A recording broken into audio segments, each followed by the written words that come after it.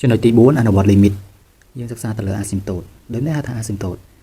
គឺជាបន្ទាត់ដែលខ្សែកោងទៅឯផ្ចិត asymptote ត្រូវបានគេបែងចែកជា3គឺ asymptote ឈរ ដេកហើយនិង trade asymptote ឈរពាក្យតែឈរគឺតកតមួយបន្ទាត់ណាព្រោះវាឈរត្រង់ទៅលើហើយបន្ទាត់ឈរយើងមិនតាំងវាដោយគេព្រោះយើងបន្ទាត់ឈរគឺយើងតាំងវាដោយ x ស្មើ a ណាអញ្ចឹងបើតកតមួយតម្លៃ x សូមបងប្អូនមើលទៅលើ a នេះតម្លៃវានៅលើ a ដែរប៉ុន្តែដល់ពេលដែលយើងគូសយើងតែងតែគូសឡើងទៅលើណា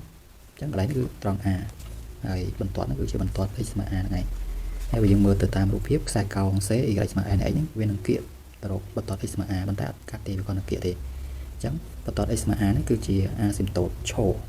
សួរថាតើលក្ខខណ្ឌណាដែលយើងអាចសន្មតថាបន្ទាត់ x ស្មើ a គឺជា asymptote ឈរអញ្ចឹងបើយើងមើលតាមក្រាហ្វឬក៏រូបភាពយើងឃើញថានៅពេលដែល y របស់យើងនេះឃើញវាឡើងទៅលើអញ្ចឹង y របស់យើងវានឹងខិតជិតទៅរកអីគេខិតជិតទៅរកបូក anon មែនទេបើយើងមើលតាមរូបភាពហ្នឹងតែតម្លៃ x របស់យើងគឺសឹងដល់កន្លែង a ហ្នឹងអញ្ចឹង x របស់យើងនេះសឹងតែខិតទៅរក a មែនទេមានន័យថាខិតទៅរក a អញ្ចឹងបើសិនជាយើងទៅសេជាទម្រង់ limit គឺ limit x របស់យើងខិតទៅជិត a ហើយនៃ y ហើយ y ហ្នឹងខិតជិតឲ្យគេតម្លៃបូក anon មែនទេអញ្ចឹងយើងអាចសន្និដ្ឋានបានថា x ស្មើ a នេះគឺជា asymptote ឈរបាទនៃខ្សែកោង c ប៉ុន្តែ y ហ្នឹងវាលក្ខខណ្ឌវាទៅរកបូក anon នេះចុះបើសិនជា y ខិតទៅជិតដល់ anon វិញតើជា asymptote អត់ក៏ជា asymptote ដូចគ្នាយើងមើលតាមរូបភាពនេះអញ្ចឹងបើសិនយើងមើលតាមរូបភាពនេះខ្សែកោងរបស់យើងមិនវាសំយ៉ងចុះមកខាងក្រោមហើយយើងដឹងហើយតែណាចុះមកខាងក្រោមមិនតម្លៃវានឹងខិតទៅរកតម្លៃកាន់តែតូចទៅគឺដល់ anon ហ្នឹងឯង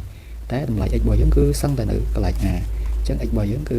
ស្មើ a ជាបន្ទាត់អីគេបន្ទាត់ឈរហើយជា asymptote ឈរនៃខ្សែកោងអញ្ចឹងយើងនៅតែដាក់លក្ខខណ្ឌដដែលទេបើតែយើងដូរឲ្យគេយើងដូរតាក់ទងមួយ y របស់យើងណា y ហ្នឹងខិតចិត្តអីគេចិត្តទេណាយើងដាក់សញ្ញាស្មើមិនតែតែពាក្យ limit នៅពីមុខហើយគឺខិតចិត្តទេអញ្ចឹងករណីនេះគឺ y របស់យើងគឺខិតចិត្តដល់ anon ណាអញ្ចឹងបន្ទាត់ x ស្មើ a ជា asymptote ឈរដូចគ្នាអញ្ចឹងយើងមានពីរលក្ខខណ្ឌបើសិនជា limit របស់យើង x ខិតទៅចិត្ត a នៃ y ស្មើបូក anon ក៏បានដក anon ក៏បាននេះមើលខាងលើណាអញ្ចឹងបន្ទាត់ x ស្មើ a ហ្នឹងវាជា asymptote ឈរតើតមួយ asymptote ដេកបើយើងនិយាយពាក្យថាដេកណាយើងទៅមើលបន្ទាត់ដេករបស់យើងបន្ទាត់ដេករបស់យើងគឺយើងតែងតែសរសេរឬក៏យើងតាំងវាដោយ y ស្មើ b ណាអញ្ចឹង y ស្មើ b អាចដើរតួជា asymptote ដេកបានលុះត្រាតែអីបើយើងមើលតាមរូបភាពនេះយើងមើលតាមតម្លៃនេះ x របស់វាខិតទៅចិត្តបូក anon មែនទេនេះទៅរហូតទៅខាងស្ដាំព្រោះ x កាលណាវាសំយ៉ងទៅខាងស្ដាំអញ្ចឹងវានឹងទៅរកបូក anon ហើយអានោះវាយើងតាក់ទងមួយ x ឃើញទេចុះ y របស់យើង y តម្លៃ y វាសឹងតែនៅកន្លែង b នេះណាអញ្ចឹង y របស់យើងគឺខិតចិត្ត b វិញអញ្ចឹងយើងអាចសន្និដ្ឋានថាអីបាទបន្ទាត់ y ស្មើ b គឺជា asymptote ដេកអញ្ចឹងលក្ខខណ្ឌទី1គេ limit x ខិតទៅចិត្តបូក anon នៃ y ហើយ y ហ្នឹងខិតចិត្តអីគេខិតចិត្ត b អញ្ចឹងបន្ទាត់ y ស្មើ b នេះជាអីគេជា asymptote ដេកណាជា asymptote ដេកនៃ c ហ្នឹងគឺមានសមីការ y ស្មើ n x ហ្នឹងឯងហ្នឹងបើយើងនិយាយលក្ខខណ្ឌទី1លក្ខខណ្ឌមួយទៀតយើងប្រើពាក្យថាឬណាព្រោះលក្ខខណ្ឌពីរហ្នឹងមួយណាក៏បានដែរយើងមើលតាមរូបភាពនេះមិន x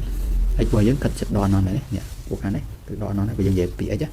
ហើយបើយើងនិយាយអំពី y គឺនៅតែខិតចិត្ត b ដដែលទេអញ្ចឹងលក្ខខណ្ឌមួយទៀតគឺ x យើងខិតចិត្តអីគេខិតចិត្តដល់ anon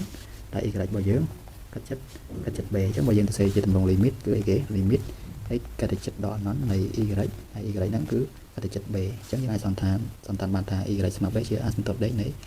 ខ្សែកោង c y ស្មើ n x ហ្នឹងឯងអញ្ចឹងលក្ខខណ្ឌពីរហ្នឹងមួយណាក៏បានដែរណាយើងអាចទៅសេរួមចេះ limit x ខិតចិត្តបូក anon ក៏បានដក anon ក៏បាននៃ y ស្មើ b ណាប៉ិតស្មើហ្នឹងក៏ប៉ិតមិនមែនទេទៅ y ខិតចិត្ត b ទេណាបាទតើតមួយ asymptote trade បាទ asymptote trade ក៏មិនខុសពី asymptote ឈរនឹងដេកដែរវាជាបន្ទាត់អីគេគឺបន្ទាត់ trade ណាហើយបន្ទាត់ trade យើងដឹងហើយទម្រង់របស់វាមិនគឺ d y ស្មើគេ x បូក b ណាសួរថានៅពេលណាដែលយើងអាចសន្និដ្ឋានថាបន្ទាត់ trade ហ្នឹងជា asymptote ឬក៏វាធ្វើឲ្យខ្សែកោងហ្នឹងតែអាចចិត្តវាបានលុះត្រាតែយើងអាចបំបែកខ្សែកោងហ្នឹងជាទម្រង់បែបនេះធម្មតាខ្សែកោងវាតែងតែឲ្យសមីការមកមែនទេយើងបំបែកសមីការវាជាទម្រង់ ax បូក b បូក c លើ a' x បូក b' ទម្រង់បែបនេះគេអាចឲ្យឈ្មោះម្យ៉ាងទៀតថាទម្រង់ canonic ប៉ុន្តែគ្រូខ្លះគេអាចអានផ្សេងក្រៅពីគ្រូណាអញ្ចឹងវាមានអីគេវាមានទ្វេធាវាមានប្រភេទដែលប្រភេទហ្នឹងមានភាពបែងដែលវាជាប់បញ្ញត្តិ x អញ្ចឹងកាលណាយើងទៅសេទម្រង់បែបហ្នឹងហើយបើសិនជា limit x ខិតទៅចិត្តបូក anon ក៏បានដក anon ក៏បានណាបាទនៃនេះ c លើ a' x បូក b' ហ្នឹងមក0យើងអាចសន្និដ្ឋានថានេះបន្ទាត់នេះ បតត d របស់យើងមើលតាមរូបភាពនេះបតត d របស់យើង y ស្មើគេ y ស្មើ ax បូក b គឺជាអាស៊ីមតូត trade នៃខ្សែកោងហ្នឹងអត់ទេអញ្ចឹងយើងចាំយកតែម្ដងហើយបើយើងមើលរូបភាពនេះអានេះគឺ d របស់យើងជាអាស៊ីមតូត trade របស់ខ្សែកោង c y ស្មើ n ហ្នឹងត្រង់ x កាត់ទៅចិត្តអីគេ x កាត់ទៅចិត្តដក non អញ្ចឹងកន្លែងនេះយើងអាចដាក់តាមមួយបាន limit x កាត់ទៅចិត្តដក non អីគេ c លើ a' x បូក b ហើយតម្លៃ limit ហ្នឹងគឺស្មើ0ណាចុះនេះវិញបាទនេះគឺมันខុសពីមិនដែរគាត់ថាករណីនេះយើងមើលតម្លៃដែលវាតម្លៃ x ដែរខ្សែកោងចាប់ដើមអាចចិត្តទៅលើបតត d វាឃើញថាវាមិនវាតម្លៃ x វាកាត់ទៅចិត្តបូក non មែនទេមើលកន្លែងnàyវាត្រង់តែវាអាចចិត្តអញ្ចឹង x របស់យើងវាទៅខាងស្ដាំគៀកទៅរកបូក non ហើយអញ្ចឹងករណីនេះយើងអាចដាក់លក្ខខណ្ឌថាម៉េចវាបាទ limit x កាត់ចិត្តបូក non នៃ c លើ a' x បូក c ស្មើ0ទៅយើងអាចសន្និដ្ឋានបាននេះ c ឡើងថែមស្មើ0យើងអាចសន្និដ្ឋានថាម៉េចបាទ d របស់យើង y ស្មើ x បូក b ជាអីគេពេលសន្និដ្ឋាននេះអាធ្វើទីខាងមុខហ្នឹងមិនសន្និដ្ឋានអាកន្សោមសន្និធានទេពេលយើងយកមកប្រើយើងប្រើកន្សោមសន្និធានបាទអញ្ចឹងជាអាស៊ីមតូតអីគេអាស៊ីមតូត trade មែនទេ trade នៃអីគេ trade នៃ c របស់យើងណា c ហ្នឹងគឺ y ស្មើ n x អញ្ចឹងបើយើងនិយាយអំពីករណីនេះគឺមានខាងបូក non ហើយករណីមុនមានខាងដក non ហើយបាទយើងប្រើពាក្យឬទៅណានៅកន្លែងនេះឬតែបើរូបភាពរបស់យើងយើងយកបូក non នេះបើតាមមើលរូបភាពនេះហើយរូបភាពនេះមិនយើងយក x កាត់ចិត្តដក non ហើយអញ្ចឹងជារួមវិញគឺយើងចាំលក្ខខណ្ឌរបស់វាការប្រើ limit ហ្នឹងហើយសន្និដ្ឋានបានបើសិនវាគ្រប់លក្ខខណ្ឌរបស់ limit ដែលរូបបានបរិញ្ញាហ្នឹងអញ្ចឹងសម្រាប់វីដេអូនេះគឺមានប៉ុណ្ណឹងសិនទេចាំជួបគ្នាក្រោយយើងកែលម្អិតទៅយើងរំលឹកនឹងឡើងវិញ